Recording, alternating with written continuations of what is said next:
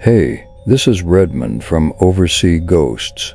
The story I'm sharing today comes from Indonesia.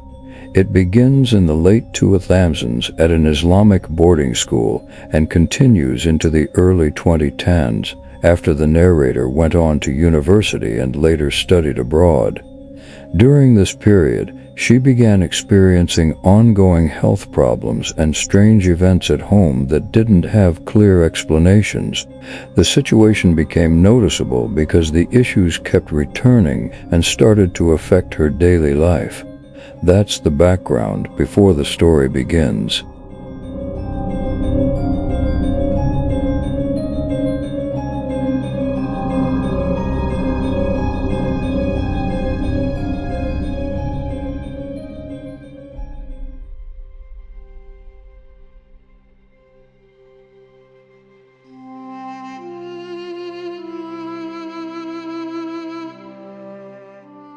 In 2009, a male senior student began showing signs that he liked me.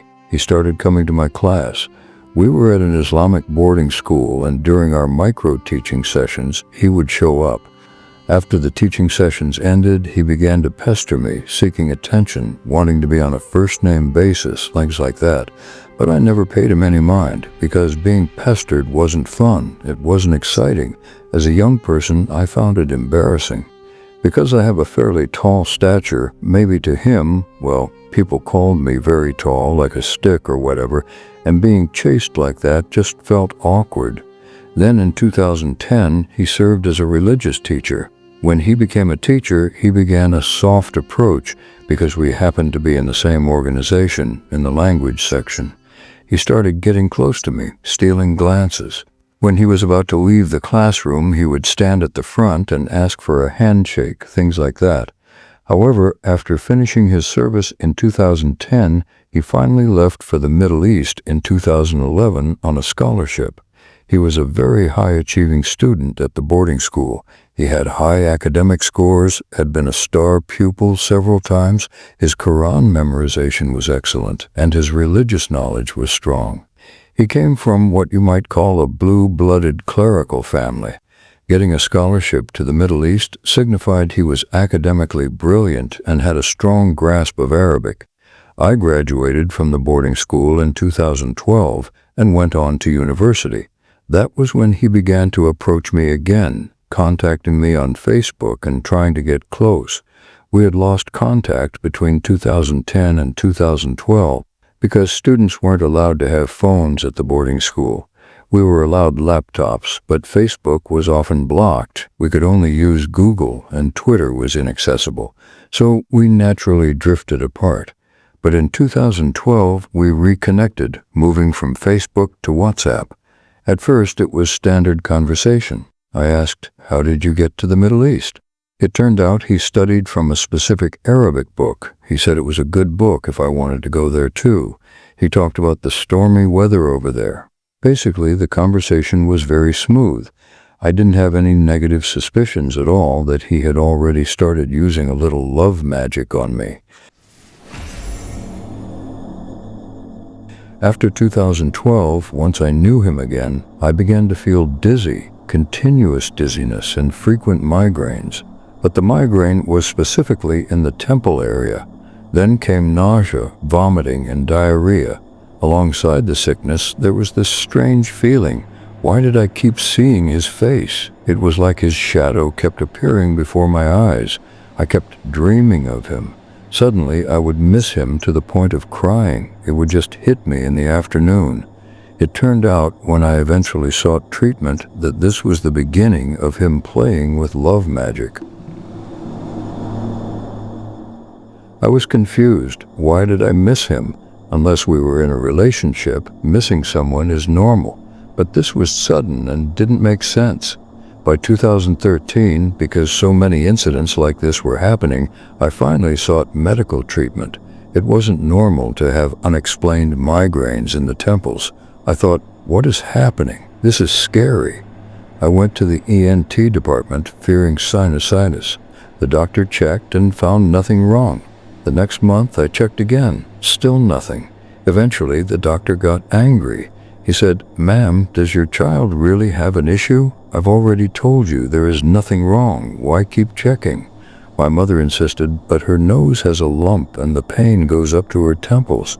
The doctor insisted there was nothing. We left with disappointed hearts. I was truly dizzy, so why was the doctor acting like that?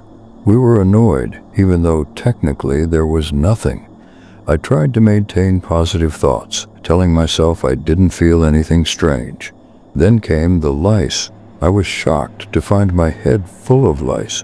I was an adult. Why were there so many? We combed my hair with a fine-tooth comb, used pesticide, and shampooed every day. One afternoon, we cleared them until only nits were left. But by the next afternoon, there were huge lice crawling on my hair again. Normally, it takes lice 2 or 3 days to grow that big, not overnight. It was instant. I was scratching like a crazy person. I had never had lice at the boarding school. Well, maybe once, but during this case, it was extreme.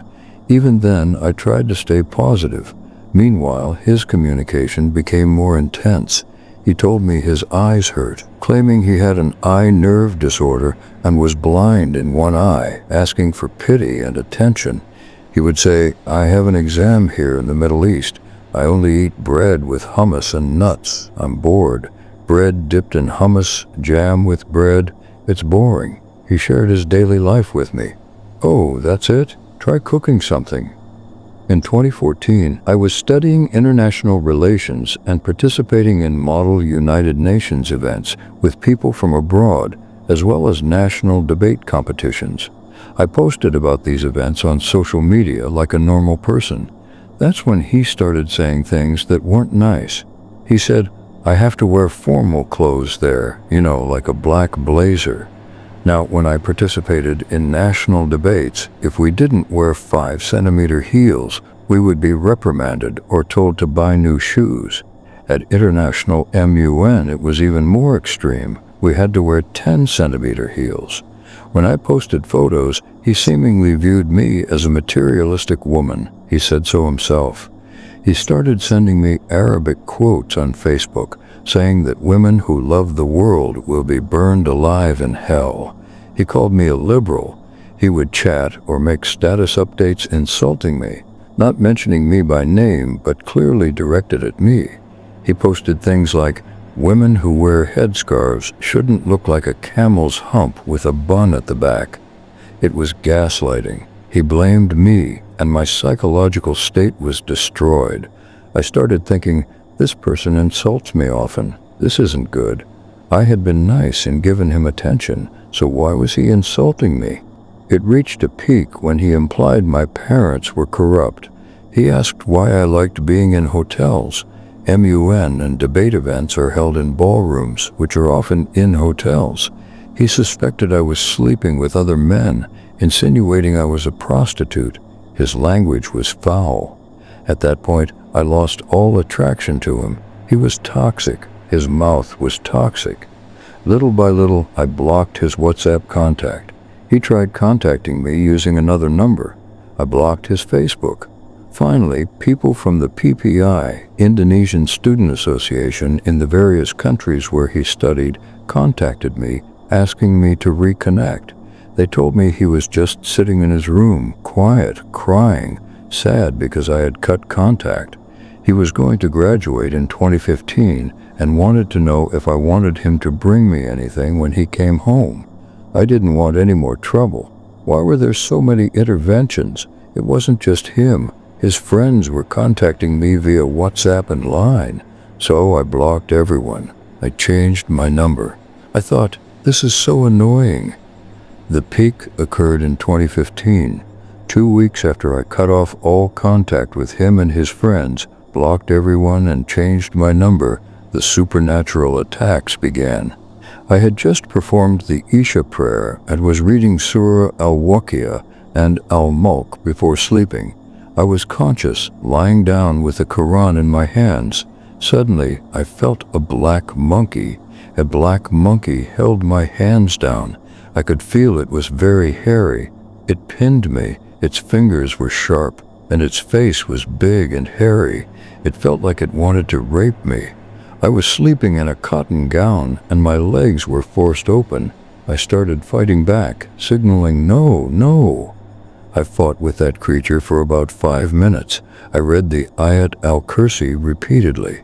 I screamed, but no sound came out, as if my voice was being held back. The more I screamed, the closer that big, black, hairy monkey pressed its face to mine.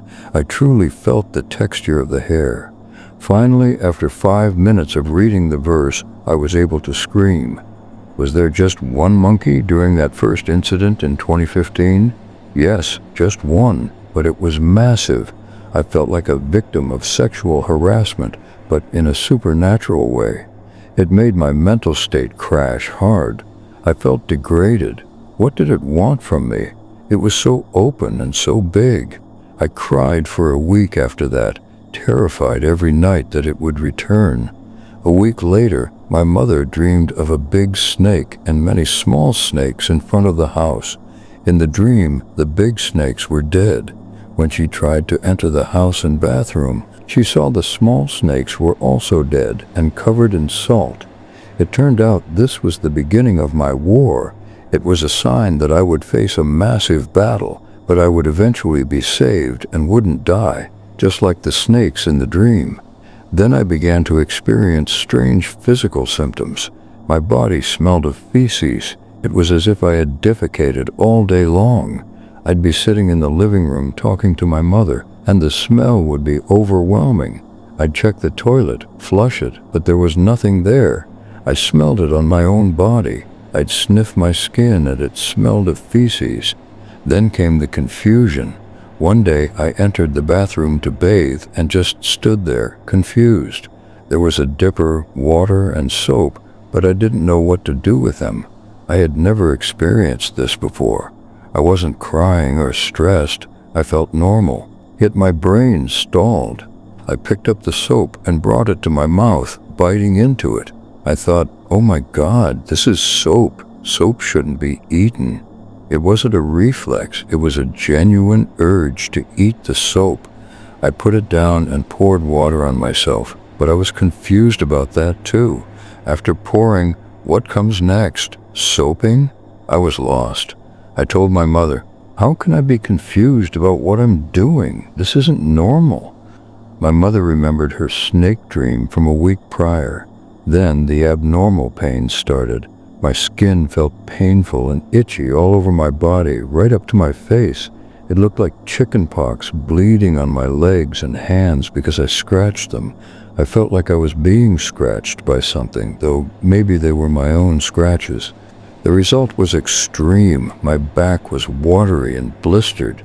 We went to the doctor. The nurse was shocked. What sickness is this, miss? Your hands are swollen and blistered.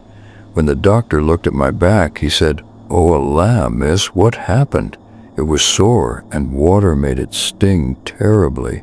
The doctor prescribed a special regimen, bathing with soapy water, using coconut oil instead of regular lotion, and applying a concoction for acne and skin care.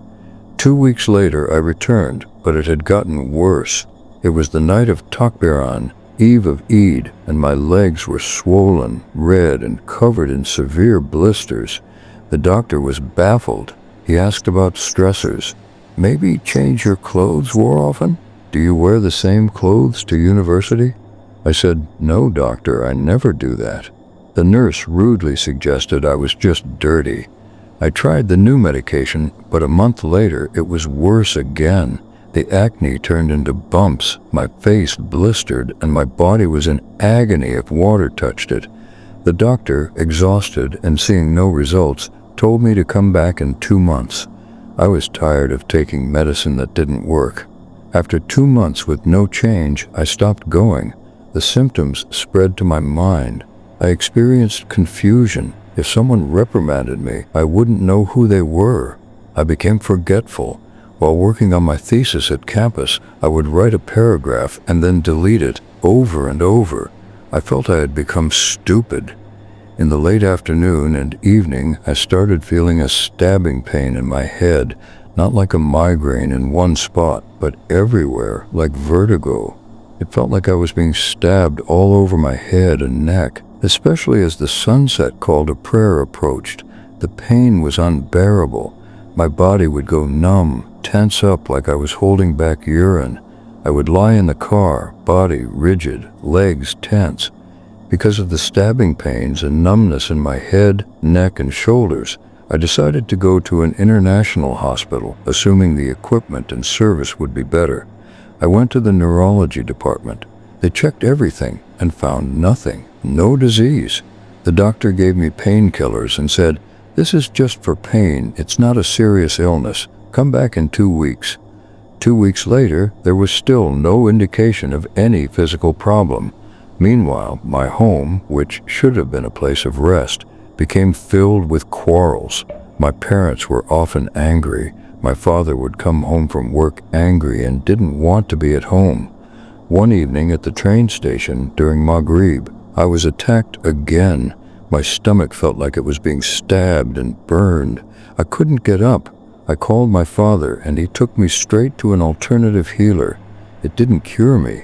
2 days later, we tried again. Still no cure. Finally, we moved to a place that performed Ruqya Shari in the Pandak Ranji area. I went for Ruqya every 3 days. Getting there was difficult because the attacks would start on the way. I would walk hunched over, looking down, dragging my body. At the Ruqya place, I felt calm. The stomach pain and heat started to decrease, and the migraines thinned out, though the shortness of breath remained. But the moment I stepped out the door to leave, I vomited and relapsed. My mother said, "Miss, just do independent Ruqya at home and come back in 3 days." In 2016, strange supernatural incidents became a daily occurrence. Every morning until 10 a.m., I would hear a voice calling, "Assalamu alaikum, Assalamu alaikum, Aisha, Aisha." I'd look outside, no one. The next day, I'd peek over the fence and I'd hear a woman's voice or a child's voice saying, "Assalamu alaikum." I read that if you answer the greeting of a spirit sent to kill you or cast black magic, you accept the curse, so I ignored it. The voice just got louder and louder. When the Ruqya didn't fully cure me, I sought treatment from a religious scholar in Tagarine who ran a boarding school. I went 3 times. On the way there, I would be lying down in the car, my head in chaos. I'd feel better there, but sick again on the way home. The scholar gave me an amulet and verses to read. Finally, he decided I shouldn't return. He said, "Miss, don't come here again. I see you were not getting better, you were getting worse. Look for someone more expert. My knowledge may not be equal to the one doing this to you." He was a good man. He didn't try to keep me coming back for money like a shaman would. He told me people usually got cured quickly there, but my case was different. Besides the voices, there was a child playing at 3 a.m. every day from 2016 to 2018. Outside my room near the garage, I'd hear running footsteps, tap, tap, tap, tap, tap. It sounded like a boy. Then at 2 a.m., there would be noise in the field in front of my house, like people playing soccer or hide and seek. When I opened the door, it was empty. Then came the female ghost. Even now, I still see her often. Back then, she came every day. If I was having an attack, I'd see her at my window starting at 5 p.m. When she appeared, the attack would be powerful. She was very tall with a large body, hair dragging below her knees, tangled, thick, and messy. Her eyes were wide, and she had a creepy smile like a Chucky doll. She would just laugh. She stayed until dawn. If the attack was fierce, she would come to my bedroom door, but she was blocked from entering. She could never touch my body. However, inside my room, I often saw a big black snake at dawn. It would slither in, but when I screamed, it would vanish like an illusion. Also in 2016, the monkey attacks returned. It wasn't just one anymore, there were many.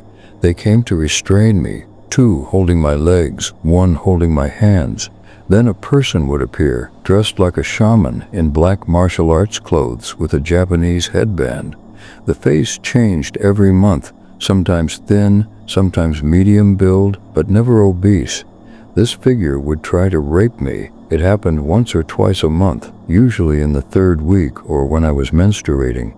I would be terrified when that time of the month approached. I was being terrorized by the kuntilanik, the snake, and this shaman figure. He would try to open my legs and I would fight back. He would touch my chest, grope my breasts, and try to kiss me. The resistance felt physically real. I felt the pressure, the pain in my limbs from being held down. I would recite verses violently until I closed my eyes, and finally he would disappear. It felt like he wanted to make me a sacrificial victim, not just cast magic on me. In 2017, I sought treatment at a new place, but it was the wrong place. The man claimed to be a religious teacher, but actually a shaman. I realized it when he instructed me to bathe with flowers and performed a massage without gloves in sensitive areas. He held my hand inappropriately, and his speech was incoherent. I suspected he was a lecherous shaman. I stopped going, but he insisted on coming to my house to secure it. When he arrived, he acted like he was courting me, wearing batik, perfume, and driving a luxury car he hadn't had before. He stayed for 4 hours chatting with my mother while I felt nauseous. He asked for 700,000 rupees per week for 2 years. I only lasted 7 months before stopping. I moved to another healer. He seemed to have good practices, morning and evening remembrance, but it turned out he practiced both black and white magic. He tried to matchmake me with his nephew, saying, "Miss, you are being targeted because you aren't married. If you marry my nephew, surely it will stop." I refused. Why did seeking treatment turn into matchmaking with a shaman's family? When I stopped seeing him, the attacks doubled. I was being targeted by the senior, and now this healer too. Strange accidents started happening. My younger brother began having frequent accidents on his way home from work, getting hit from behind or the front, even when he was careful. Thank God he was always safe. In 2017, I started vomiting blood. It was accompanied by diarrhea and severe shortness of breath. I also began hearing supernatural whispers. When I was walking or in the car, a voice would whisper, "Come on, run, run, just run into traffic. It's just playing, nothing will happen." I would say, "Oh my God," and try to ignore it. The voice would get louder. If I was on a high building, it would say, "Jump, jump from this building." If I saw the sea, it urged me to dive and drown. My father told me to recite istighfar a lot. I wasn't allowed to look at the sea anymore. It felt like calamity was always close to me, almost getting hit by cars, motorcycles speeding out of nowhere. At the peak of this in 2017, Didi uploaded a photo on Facebook of 13 shamans meditating at a place that looked like a fountain or river. There was a photo of an offering with a black chicken. My mother identified it as a chamani chicken used for black magic. There were eggs and bananas. I realized I was being worked on by not just one person, but a group of 8 to 13 people. I also started coughing up objects. I had a cough for 3 months that no medicine could cure. Finally, I coughed up a stick, a literal wooden stick. Then I coughed up long hairs, 3 strands at a time. My mother even found a stick embedded in her calf muscle. It was illogical and unscientific, but it was happening. In 2018, my mother decided to perform Umrah, a minor pilgrimage to Mecca and Medina for 9 days. That was a miracle for me. For those 9 days while she was praying there, I slept soundly for the first time in years. No vomiting, no monkeys, no voices. I rested physically and mentally. When she returned, the attacks resumed, but something had shifted. I had been stuck on my thesis since 2015. Suddenly, after my mother's prayers, I finished my thesis in 2 weeks. I typed it in 1 week, defended it the next, and graduated. My lecturers were amazed. They said I was a student of pride and invited me to international conferences with Europeans and Americans. They asked, "What happened? You used to be confused, almost eating soap, and now this? It was a miracle. In 2020, I started seeing a psychologist and psychiatrist. I was diagnosed with minor depression and anxiety, but not PTSD. The doctor confirmed I wasn't schizophrenic. The hallucinations and whispers were external, not from my brain. By 2021, Didi got married and continued his master's degree. The terror continued for me, but it changed. I now get alarms through dreams. I dreamed of a big snake chasing me, and 2 days later I had severe diarrhea, defecating 21 times a day for 8 days. Medical checks showed nothing wrong except low hemoglobin. I had checks for brain tumors, cancer, lung issues, all normal. In 2022, there was another attempt on my life. I was driving at a point where the road was one way due to repairs. I stopped my vehicle, but it suddenly accelerated on its own. My foot was dragged as I tried to brake. I barely missed hitting a truck. My Quran teacher told me that spot was dangerous, and others had been spun around there too. My foot was injured, and it took 3 months to heal. I missed being able to pray standing up. A week after my foot healed, I was at Indomart. I was on my motorcycle, just about to start it. Suddenly, my hand locked on the throttle. I recited La ilaha illallah, but the motorcycle wouldn't stop. It launched forward, smashing into the hand-washing station and the glass. People had to pull me off the bike because my hands wouldn't let go. I also slipped at home while cleaning a fish pond and hit my head. I was hospitalized for a potential concussion, but the CT scan was normal. In 2023, I had surgery for a ganglion tumor on my foot. The pre-surgery checks were exhaustive. Immunology, blood, stomach, and everything was normal. Today, the terror has decreased. I still have anxiety, and I still see the Kantalanic at home when I am physically weak or tired. She sometimes brings a potong, a shrouded ghost with green or red eyes. But I am stronger now. As for Didi, he isn't as successful as one might expect given his privilege and family background. He manages a foundation and works as a religious teacher. I actually saw him once recently. I was attending a seminar at the university where he was doing his master's. A friend of mine, let's call her Muar, knew him. She posted a photo of me and Didi asked her, "Is that Aisha? I know her." Muar told me he was there. When Muar suggested we go to his class, I said, "No, he'll be nervous." I waited outside the class. When he came out, he saw me. I smiled. I wanted to approach him and simply say, "Hello, I am the one you targeted all this time. I am still alive, still fine, still healthy." But the moment he saw me, he ran away. He was scared. He has since deleted his social media and disappeared from the alumni networks. I had messaged him once in 2018 after I was cured. I unblocked him and wrote, "You targeted me with black magic, right? I am not afraid of your magic. You want to kill me? I am not afraid." He didn't reply. Later, a friend of his from the Middle East told me Didi regretted his actions, that he had done a big disgrace. I also found his old anonymous posts on Twitter saying things like, "Love rejected, shaman acts," and "I want to make you unable to go up or down, not grounded," meaning he wanted to ruin my life so I couldn't succeed. Thank God I was cured. It was a heavy test, but I was saved by the help of Allah. I believe in medicine, but I also believe in magic. I practice the Ratib and Hizb soccer prayers with full conviction that Allah is greater than everything, greater than Satan. I share this story hoping it helps, even though I wear a mask to conceal my identity. Thank you.